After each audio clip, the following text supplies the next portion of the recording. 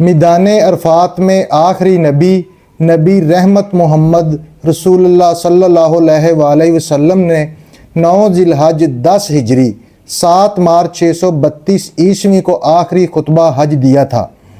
حضرت محمد رسول اللہ صلی اللہ علیہ وآلہ وسلم نے فرمایا، میری ان باتوں کو دوسروں تک پہنچائیں۔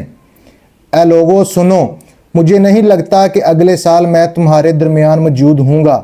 میری باتوں کو بہت غور سے سنو اور ان کو ان لوگوں تک پہنچاؤ جو یہاں نہیں پہنچ سکے۔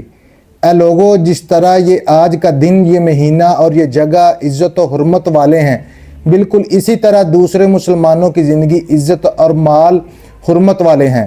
تم اس کو نہیں چھیڑ سکتے۔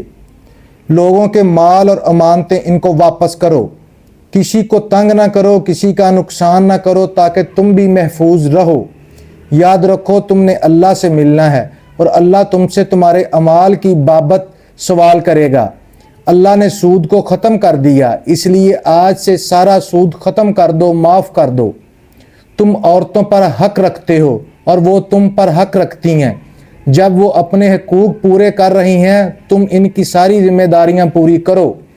عورتوں کے بارے میں نرمی کا رویہ قائم رکھو کیونکہ وہ تمہاری شراکت دار، پارٹنر اور بے لوث خدمت گزار رہتی ہیں۔ کبھی زنا کے قریب مت جانا۔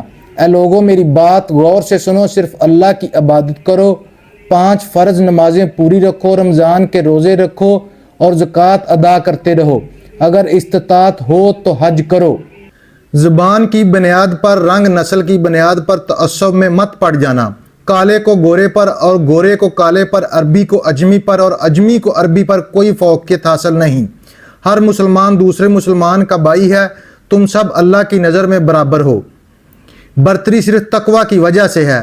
یاد رکھو تم ایک دن اللہ کے سامنے اپنے اعمال کی جواب دہی کے لیے حاضر ہونا ہے۔ خبردار رہو، میرے بعد گمراہ نہ ہو جانا۔ یاد رکھنا میرے بعد کوئی نبی نہیں آنے والا، نہ کوئی دین لایا جائے گا۔ میری باتیں اچھی طرح سے سمجھ لو۔ میں تمہارے لیے 2 چیزیں چھوڑ کے جا رہا ہوں، قرآن اور میری سنت۔ اگر تم نے ان کی پیروی کی تو کبھی گمراہ نہیں ہوگے۔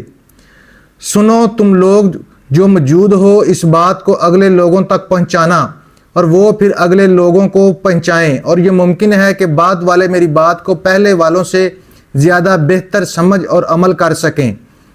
پھر آپ نے آسمان کی طرف چہرہ اٹھایا اور کہا، اے اللہ، گواہ رہنا میں نے تیرا پیغام تیرے لوگوں تک پہنچا دیا۔